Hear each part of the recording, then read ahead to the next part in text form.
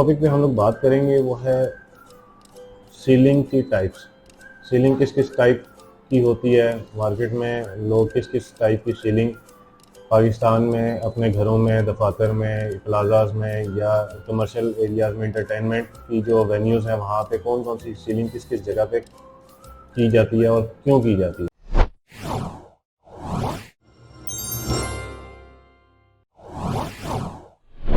अस्सलाम वालेकुम, तर्ज़ तामीर के यूट्यूब चैनल में खुश आमदीद। आज जिस टॉपिक पे हम लोग बात करेंगे वो है सीलिंग की टाइप्स। सीलिंग किस किस टाइप की होती है, मार्केट में लोग किस किस टाइप की सीलिंग पाकिस्तान में अपने घरों में, दफातर में, प्लाजाज में या कमर्शियल एरियाज में, एंटरटेनमेंट की जो वेन्यूज़ हैं वहाँ पे कौन कौन सी सीलिंग किस किस जगह पे की जाती है और क्यों की जाती है। अच्छा, इस टॉपिक को डीपली कवर करने से पहले हम लोग देखेंगे फॉल सीलिंग होती क्या है। बेसिकली फॉल सीलिंग को अगर देखा जाए तो फॉल सीलिंग एक सेकेंडरी सीलिंग होती है, जो आपकी एक प्राइमरी सीलिंग होती है जो आप कंक्रीट की अपना लेंटर डालते हैं, ठीक है। उसके बाद आप एक गैप के साथ एक और सीलिंग बनाते हैं, एक और छत बनाते हैं जिसको फॉल सीलिंग कहा जाता है। सस्पेंडेड सीलिंग भी कहा जाता है, हैंगिंग सीलिंग भी कहा जाता है इसको। अच्छा, फॉल सीलिंग जो होती है ये एक आपको लगाने की जो रीज़न होती है, किस किस वजह से इसको किया जाता है, सबसे जो मेन चीज़ जिसको देखा जाता है वो ये है कि आपके आर्किटेक्चर को और इंटीरियर को एक मॉडर्न लुक दे देती है। उसके अलावा इसको जो लगाने की रीज़न है उसमें आपकी प्लम्बिंग के, इलेक्ट्रिक के पाइप भी कंसील्ड हो जाते हैं। उसके अलावा एक आपको थर्मल इंसुलेशन प्रोवाइड कर दी जाती है। आपका जो कंक्रीट का मेन जो प्राइमरी आपके कंक्रीट की सीलिंग होती है, जिसे आप छत भी बोलते हैं कंक्रीट की, उसमें और इस सीलिंग में एक गैप होता है जिसकी वजह से आपकी हीट ट्रांसफ़र कम होती है।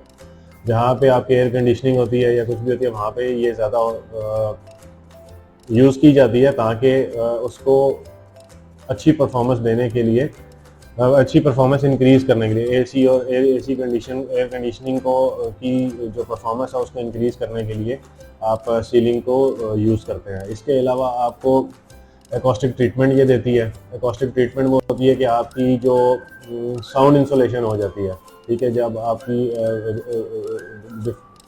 एरियाज़ के बीच में ना साउंड इंसुलेशन हो जाती है, इन्हेंसमेंट करती है ये सीलिंग। क्रिएटिविटी आ जाती है आपके इंटीरियर में, क्रिएटिविटी आ जाती है। उसके बाद लाइटिंग ऑप्शंस आपको बहुत सारी मिल जाती हैं। आप इजीली लाइट फिक्सचर्स जो है उनको इंस्टॉल कर सकते हैं क्योंकि आपकी जितनी भी वायरिंग है वो भी आपकी कंसील्ड हो जाती है, पाइपिंग भी आपकी सारी कंसील्ड हो जाती है। सिर्फ आपको लाइट जो होती है वो आपकी सामने नज़र आती है। तो सीलिंग करने के लिए जो मेन कंपोनेंट्स होते हैं वो 4 कंपोनेंट्स होते हैं। एक आपका जो फ्रेम वर्क होता है, सबसे पहले आपका फ्रेम वर्क होता है जिसके ऊपर सीलिंग को हैंग किया जाता है। अब हर टाइप की सीलिंग के लिए हैंगिंग मटेरियल डिफरेंट यूज़ किए जाते हैं। सबसे पहले आप उसको पहले फ्रेम वर्क को कह लें आप हैंगिंग मटेरियल। उसके बाद आपका जो दूसरा मेन मटेरियल होता है उसको सीलिंग टाइल बोल लें या पैनल्स बोल लें। सीलिंग टाइल्स या पैनल्स हो जाते हैं। दो मेन मटेरियल होते हैं आपके जो सीलिंग को बनाने में मदद देते हैं, एक आपका हैंगिंग मटेरियल और दूसरा आपका टाइल्स या पैनल्स बोल रहे हैं उसको, ठीक है। इसके बाद फिर आपको जो मटेरियल्स रिक्वायर्ड होते हैं वो टूल्स होते हैं। उन टूल्स के थ्रू आप इसकी सरफेस को बेहतर करते हैं। इसकी जो क्रैक्स की या जॉइंट्स के जितने भी आपके जॉइंट्स होते हैं उनको रिपेयर के लिए, उनकी लुक को बेहतर करने के लिए जो पाउडर और उसकी फिलिंग होती है उसको यूज़ करने के लिए वो आपका तीसरा मटेरियल यूज़ होता है। अब हम अपने टॉपिक की तरफ आ जाते हैं जिसमें हम लोग देखेंगे सीलिंग की कौन कौन सी टाइप्स होती हैं। सबसे पहले जो टाइप है हमारी वो जिप्सम बोर्ड सीलिंग।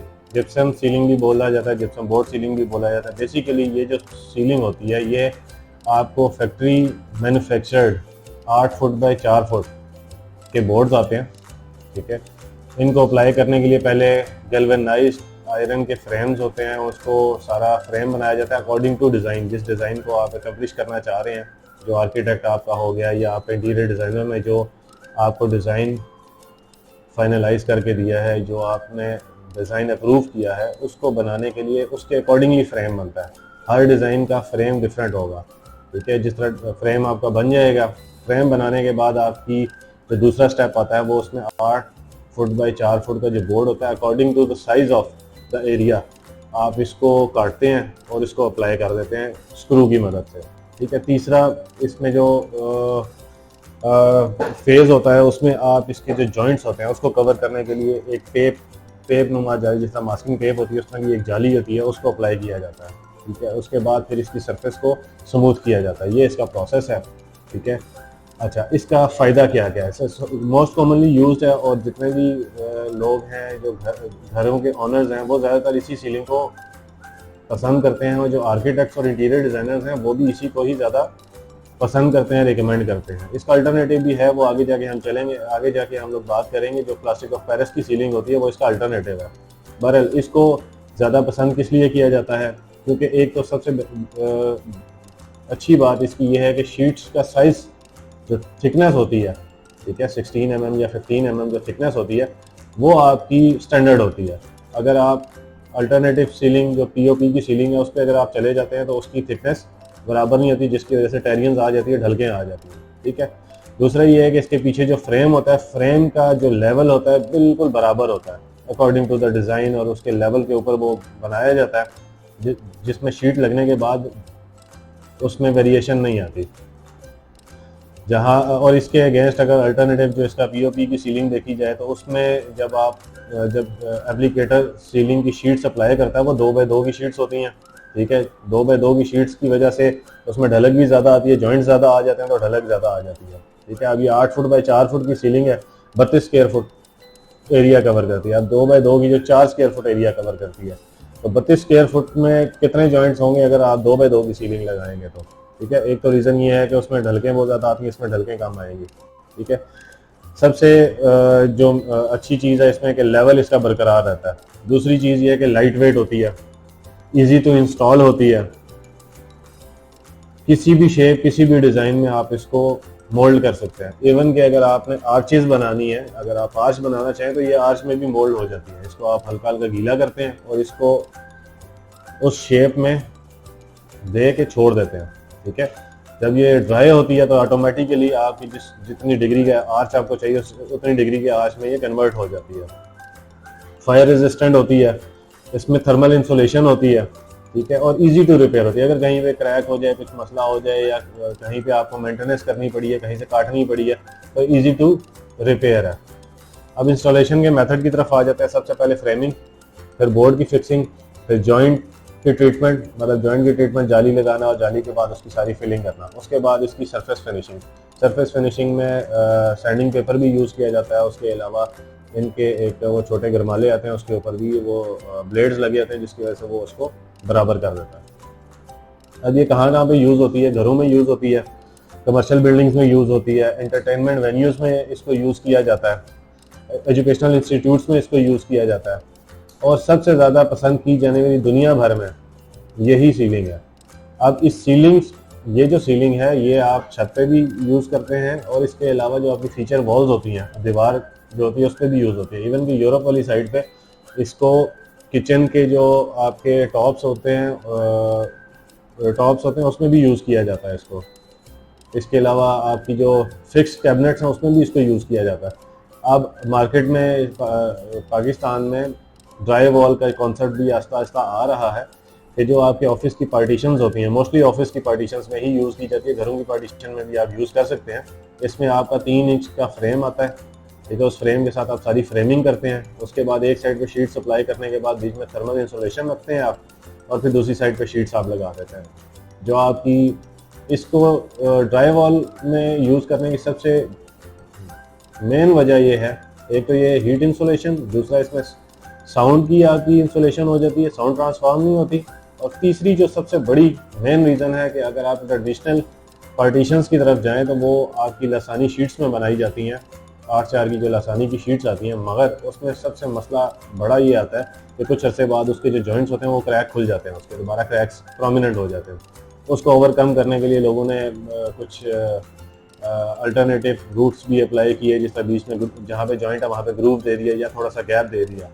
मगर अगर आप बिल्कुल स्मूथ सरफेस चाहते हैं तो आपने अगर उसको एकम्प्लिश करना है, लॉन्ग लास्टिंग रखना है, तो आपको ड्राई वॉल की तरफ जाना पड़ेगा।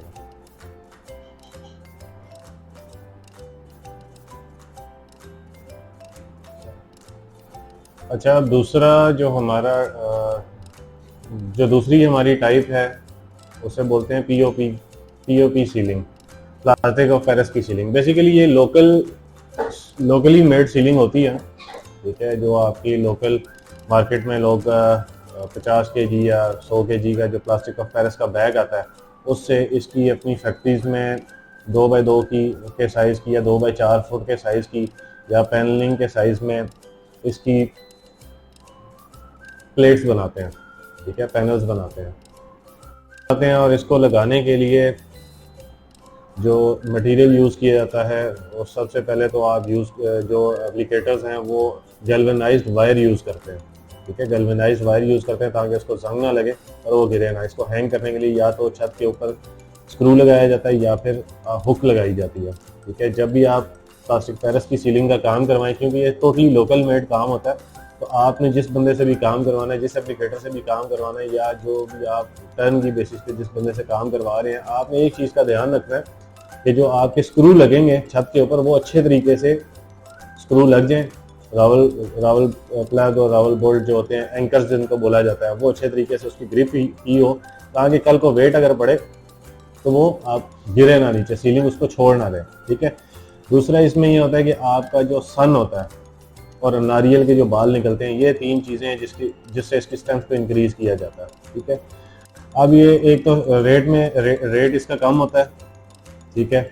दूसरा इसमें यह है कि आपकी वर्सटैलिटी होती है, आप जो मर्जी डिज़ाइन चाहें इसमें डिज़ाइन बनवा सकते हैं। अट्रैक्टिव होती है, आपका बेस्ट अल्टरनेटिव है जिप्सम की सीलिंग के लिए। जिप्सम की सीलिंग थोड़ी सी एक्सपेंसिव होती है, उसका जो एप्लीकेटर है उसकी लेबर चार्जेस भी ज़्यादा होते हैं, लेबर कॉस्ट भी ज़्यादा होती है और उसकी फ्रेमिंग कॉस्ट भी ज़्यादा होती है। इसमें तो सिर्फ फ्रेमिंग में आपको सन, नारियल और गैल्वेनाइज्ड वायर चाहिए और हुक्स चाहिए या फिर आपको स्क्रू चाहिए, मगर वहाँ पे आपको रनर्स भी चाहिए, आपको टीज भी चाहिए, आपको राफ्टर्स भी चाहिए, ठीक है, और उसमें आपको बहुत सारे स्क्रूज चाहिए और हर शीट के हर जॉइंट के साथ साथ आपको स्क्रू चाहिए होंगे। सेंटर में जहाँ पे भी आपकी स्पॉट होगी हर जगह पर स्क्रू चाहिए होंगे, तो उसकी कॉस्ट आपकी मटेरियल की भी थोड़ी सी ज़्यादा हो जाती है और आपके जो एप्लीकेटर होता है उसकी भी कॉस्ट ज़्यादा हो जाती है। उसके अल्टरनेटिव में बेस्ट अल्टरनेटिव आपका जो आता है वो प्लास्टिक पेरिस की सीलिंग आती है। घरों में सबसे ज़्यादा यूज़ की जाती है, ऑफिस में सबसे ज़्यादा यूज़ की जाती है। इवन के जो बिल्डर्स होते हैं, सबसे ज़्यादा बिल्डर्स पीओपी की सीलिंग ही करवाते हैं क्योंकि वो थोड़ी सी कॉस्ट इफेक्टिव होती है, इकोनॉमिकल होती है, इसलिए इसकी तरफ जाया जाता है, ठीक है। फायर रेजिस्टेंट होती है, लॉन्ग लास्टिंग होती है, इजी टू मेंटेनेंस इसकी बहुत इजी है, कहीं से भी कोई क्रैक हो कुछ भी हो तो इसको इजीली मेंटेन किया जा सकता है।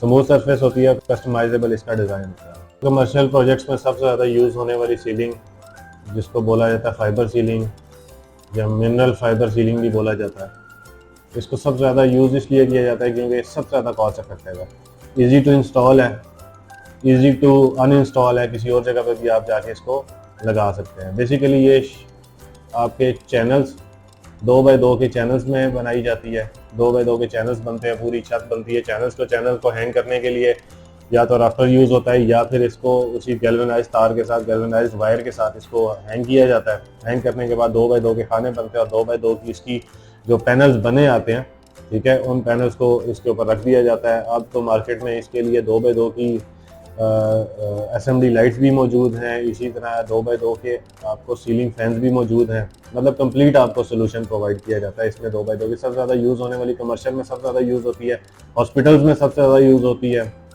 इसके अलावा एजुकेशनल इंस्टीट्यूट्स में बहुत ज़्यादा यूज़ होती है। जो प्लाजाज बिल्डर्स बनाते हैं या ऑफिसेज बनाते हैं, ऑफिसेज में बहुत ज़्यादा यूज़ होने वाली है। सबसे ज़्यादा यूज़ होने वाली ऑफिसेज में सीलिंग मिनरल फाइबर सीलिंग ही है। उसकी सबसे बड़ी रीज़न इजी टू इंस्टॉल है, इजी टू क्लीन है और इजी टू मेंटेन है, कॉस्ट। इसके बाद हम लोग बात करेंगे वुडन फॉल सीलिंग के बारे में। वुडन फॉल सीलिंग जो है ये बेसिकली एंटीक फॉल सीलिंग भी कहा जाता है। शुरू में वुडन की ही सीलिंग्स को प्रेफर किया जाता था, मगर जिस तरह इनोवेशन आती गई तो सीलिंग्स के डिफरेंट टाइप्स आना शुरू हुई। जो स्टार्टिंग में सबसे पहले जो सीलिंग थी वो वुडन सीलिंग ही थी, ठीक है। वुडन सीलिंग में भी आपकी 2 तरह की सीलिंग आ जाती है। एक आपकी सॉलिड वुडन सीलिंग आती है जो आपके माउंटेनियस एरियाज़ में जहाँ पे घर भी आपके लकड़ी के बनते हैं, वुड के बनते हैं, तो उसमें आपकी जो छत होती है, जो प्राइमरी आपकी सीलिंग होती है, ठीक है, उसी के साथ नीचे डिज़ाइन कर दिया जाता है, तो आपकी वुडन सीलिंग इसमें बन जाती है। दूसरी सीलिंग जो आती है वो आप MDF शीट्स में बनाते हैं, ठीक है, या आप 8x4 की जो लसानी की शीट आती है उसमें आप बना सकते हैं।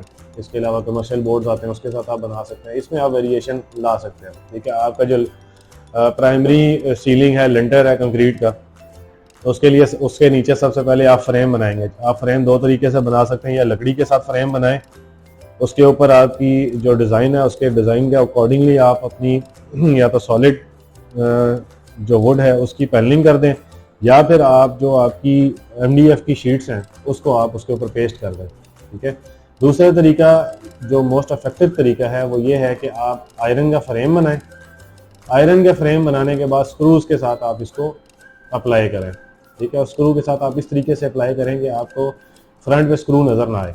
अदरवाइज अगर फ्रंट पे स्क्रू नज़र आएगा तो उसको फिर हाइड करने के लिए आपको उसकी फिलिंग करनी पड़ेगी और या फिर उसके ऊपर कुछ कैप लगानी पड़ेगी, ठीक है। सबसे बड़ा मसला वुडन सीलिंग में क्या आता है, टर्माइट का आता है, ठीक है। जहाँ पे आपकी डैम्पनेस हो वहाँ पे आप इसको ज़्यादा लॉन्ग लास्टिंग नहीं होती। फिर तीसरा, इसको मेंटेन करना इजी नहीं होता, इसकी पॉलिशिंग और इसकी वेयर एंड टेयर मुश्किल है और एक्सपेंसिव है। वैसे ये एक्सपेंसिव सीलिंग्स में आती है।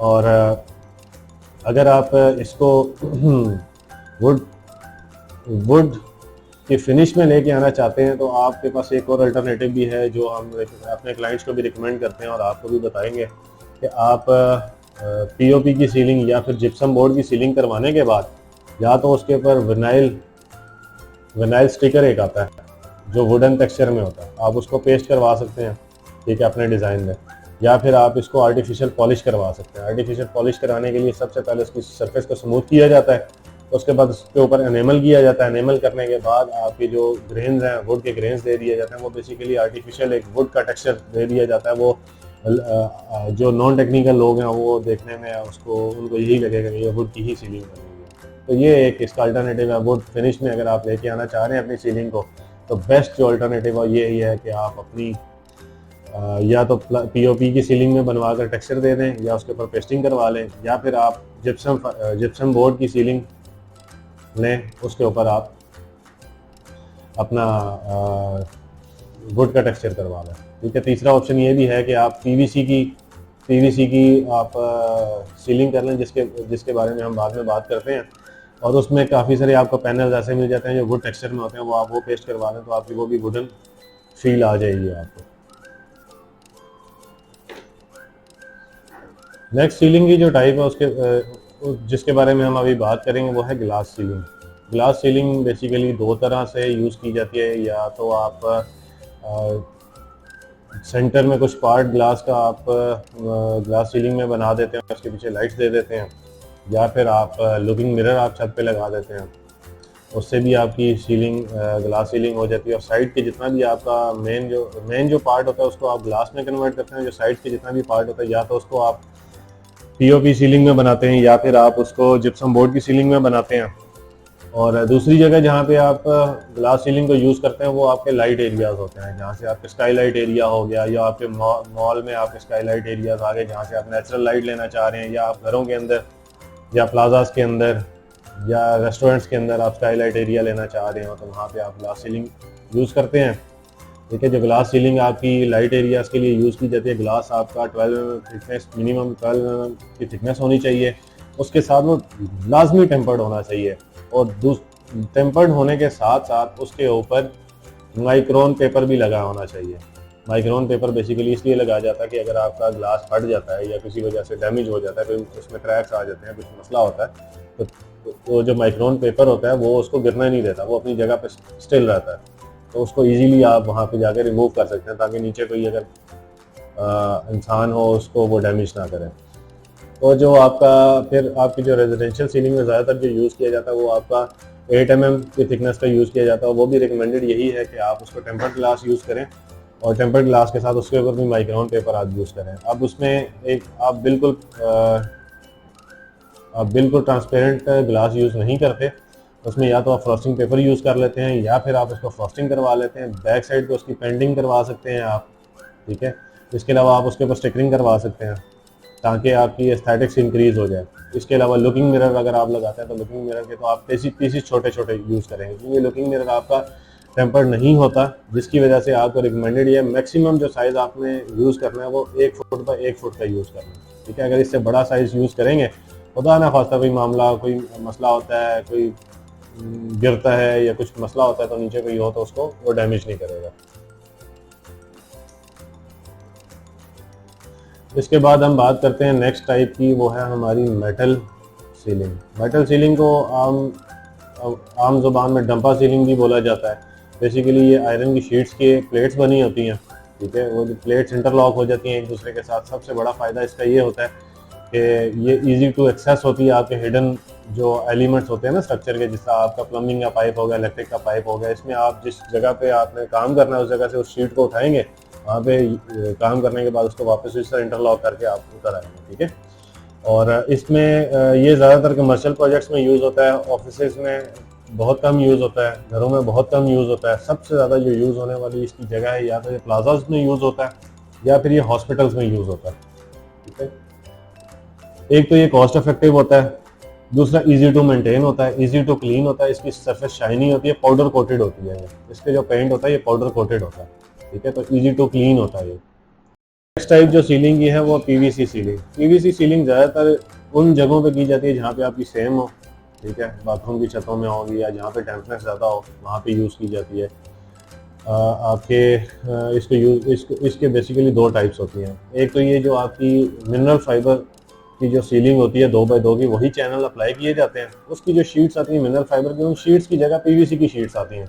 जिस तरह दीवारों पे लगाने के लिए पीवीसी के पैनल्स होते हैं, उस टाइप की पीवीसी की 2x2 की शीट्स बनी हुई आती है मार्केट में डिफरेंट डिज़ाइन में। जो डिज़ाइन आपको ठीक लगे वो आप लगा लें। अगर उसके डिज़ाइन बेसिकली थोड़े से ओल्ड फैशन होते हैं, अगर उस डिज़ाइन को आप चेंज करना चाहें तो उसके ऊपर स्टिकरिंग कर सकते हैं, उसको आप पेंट कर सकते हैं स्प्रे के साथ, रोलर के साथ, छोटे रोलर के साथ आप एनेमल पेंट कर सकते हैं उसके ऊपर। ठीक है, दूसरी टाइप इसकी ये होती है कि आप जिस तरह जिप्सम बोर्ड के लिए फ्रेम बनाते हैं आयरन का, गैल्वेनाइज्ड आयरन का, वैसे ही आप फ्रेम बनाते हैं। उस फ्रेम में आप जिप्सम बोर्ड की जगह जो पैनल्स आते हैं 9.5 फुट बाय 10 इंच का या 9.5 फुट बाय 6 इंच के पैनल्स आते हैं, वॉल पैनल्स दीवारों के ऊपर लगाने के लिए, उन पैनल्स के साथ डिज़ाइनिंग कर दी जाती है। ठीक है, जहाँ पे जिप्सम बोर्ड लगता है, जिप्सम बोर्ड की शीट लगती है, उसकी जगह पैनलिंग लगा दी जाती है। ये बेसिकली एक डिफरेंस है। ये बहुत ही ज़्यादा लाइट वेट होती है। उसके अलावा डैम्पनेस में इसको कोई मसला नहीं होता, टर्माइट का इसको कोई मसला नहीं होता। सबसे बड़ा जो इशू होता है इसको फायर का इशू होता है। ठीक है, अगर आप किचन में यूज़ करते हैं और आपकी किचन की हाइट कम है, अगर आपका चूल्हे का प्रेशर ज़्यादा है, ठीक है, तो चूल्हा आपने ज़्यादा खोला हुआ है, तो इसमें जहाँ पे इसका एक जगह पे पॉइंट पे जहाँ पे हीट ज़्यादा लगेगी वहाँ से इसको सुराख हो जाएगा या इसको कोई मामला इस तरह का बन सकता है। ठीक है, जो इसमें सबसे ज़्यादा बड़ा ड्रॉबैक है वो यही है कि ये हीट रेजिस्टेंट या हीट से इसको जितना बचाना है वो आपको बचाना लगा। नेक्स्ट सीलिंग जिसके बारे में हम बात करेंगे वो है सिंथेटिक लेदर या क्लॉथ सीलिंग।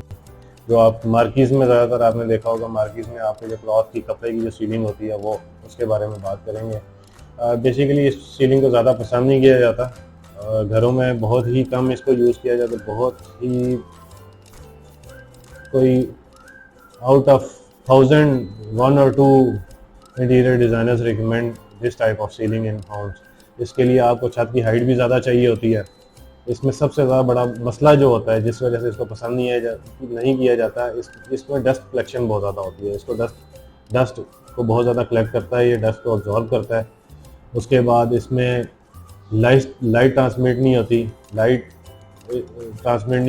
कैच करता है ये। ठीक है, लिमिटेड ड्यूरेबिलिटी होती है इसकी, ड्यूरेबल नहीं है ये, और फायर रेजिस्टेंट नहीं है ये, और सबसे बड़ी बात ये एक्सपेंसिव है। Expensive in terms of purchase, installation, इसका मटेरियल, उसके बाद इसकी वेयर एंड टेयर, मेंटेनेंस, हर हाल में ये एक्सपेंसिव सीलिंग है, इसलिए इसको ज़्यादा पसंद नहीं किया जाता। इसको ज़्यादातर मार्कीज़ में यूज़ किया जाता है, होटल्स में यूज़ किया जाता है, और जो विलाज आपके ऐसे हैं जिनकी हाइट तकरीबन 18 फुट 20 फुट हाइट होती है, उसमें बहुत ही कम यूज़ किया जाता है। नेक्स्ट जो सीलिंग है जिसके बारे में हम बात करेंगे वो इंडस्ट्रियल लुक के बारे में बात करेंगे। बेसिकली आजकल एक ट्रेंड चला हुआ है कि आप किसी भी शॉपिंग मॉल में चले जाएं या आप किसी भी अपार्टमेंट में चले जाएं, या किसी भी आप डिपार्टमेंटल स्टोर में चले जाएं, बड़े डिपार्टमेंटल स्टोर में चले जाएं, या इवन आप बड़े ऑफिसेज में चले जाएं जहाँ पे आपका 250-300 एम्प्लॉय काम कर रहा है, उसमें होता ये है कि ज़्यादातर जो आपके रूम्स होते हैं, आपके जो मीटिंग रूम्स हो गए या एग्जेक्टिव रूम्स हो गए, उसमें सिर्फ आपकी ट्रेडिशनल सीलिंग्स को अप्लाई किया जाता है, जिनमें आपकी जिप्सम बोर्ड की सीलिंग आ गई है, प्लास्टिक ऑफ पैरिस की सीलिंग सर फहरिस्त है। इन दो सीलिंग्स को यूज़ किया जाता है। जो आपका सेंट्रल पार्ट है, ठीक है, वहाँ पे कुछ एरियाज आपके ऐसे होते हैं जिसमें आपके सॉलिड या फिर आपकी सेमी सॉलिड या आपकी जो लेमिनेशन की शीट्स होती हैं, उसमें कुछ सीलिंग का एक एलिमेंट बनाकर उसको वॉकवेज के ऊपर हो गया या रिसेप्शन हो गया, वहाँ पे उसको यूज़ कर दिया जाता है। बाकी जहाँ पे एम्प्लॉयज़ होते हैं वहाँ पे आपकी जो छतें होती हैं, ठीक है, जो रूफ्स होती हैं, उनको ब्लैक जेट ब्लैक कर दिया जाता है या चारकोल ग्रे कर दिया जाता है या ग्रे शेड में कर दिया जाता है।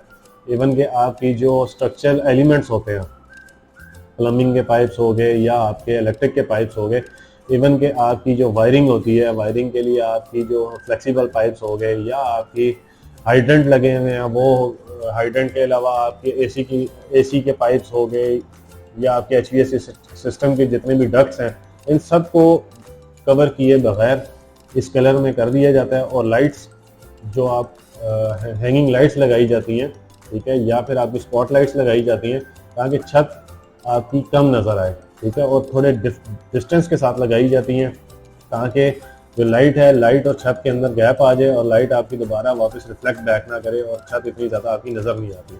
फिर उसमें दूसरा तरीकाकार ये होता है कि आप हैंगिंग लाइट्स और हैंगिंग लाइट्स, स्पॉट लाइट्स या आपकी ट्यूब लाइट्स, जो एलईडी ट्यूब लाइट्स होती हैं, उनको लगाने के लिए एक फ्रेम लगा दिया जाता है, ठीक है।